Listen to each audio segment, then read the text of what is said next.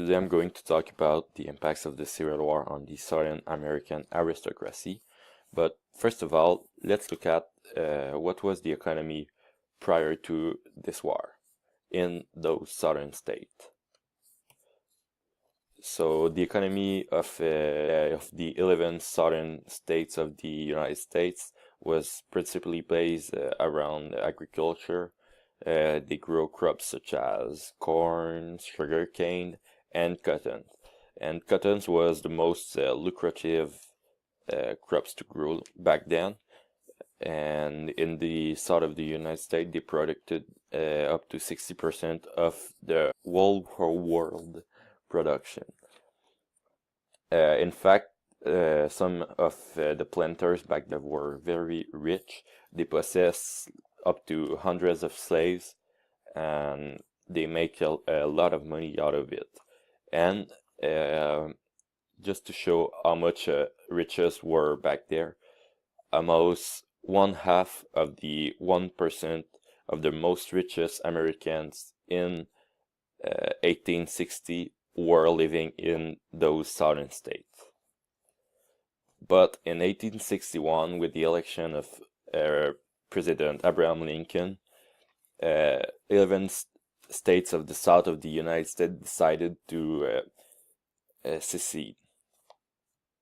They seceded because they didn't want to give up their rights to own slaves, since for them it was very lucrative, and it was one of the bases of their economy. So they secede, and the United States declared their acts as illegal, so they engaged in a war. The Americans were led with, for sure, their president Abraham Lincoln, and the Confederate States, like the states from the South, were led by three generals who were named Robert T. Lee, Joseph Johnson, and Stonewall Jackson. This war was one of the deadliest wars in American history, and it led to the surrender of General Lee in 1865.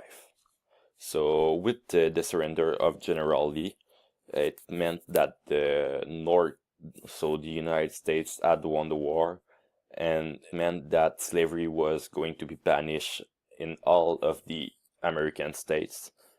And it meant also that all of the Confederate states who had seceded would be introduced back.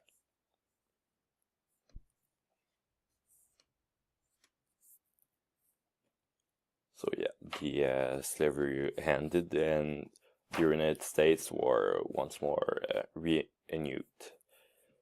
But it had a lot of drastic effect on the South.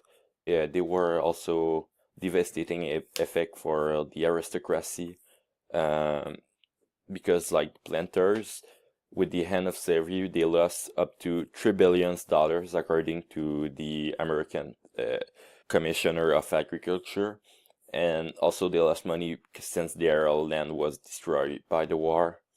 Also, lots of American planters, since they were rich, they served as general, and they had a lot of power in the war, but some were killed. They couldn't properly work on their land, and they lost a lot of money. They were often obligated to sell to northern businessmen who saw an opportunity in those plantations. Rich men from New York and Philadelphia, they decided to go down to the south to buy a big portion of land and to try to make money out of it.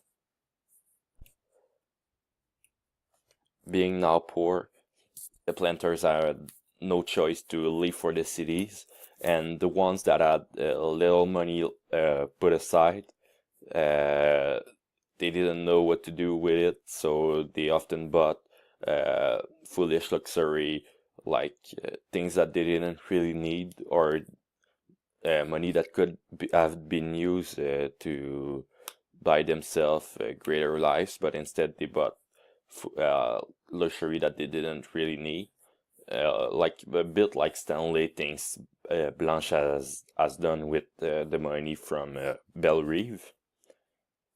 So that's the way it is connected to the story. Blanche, she has lost her plantations, so she needs to leave for her city to find herself a new life and a new job. So thank you.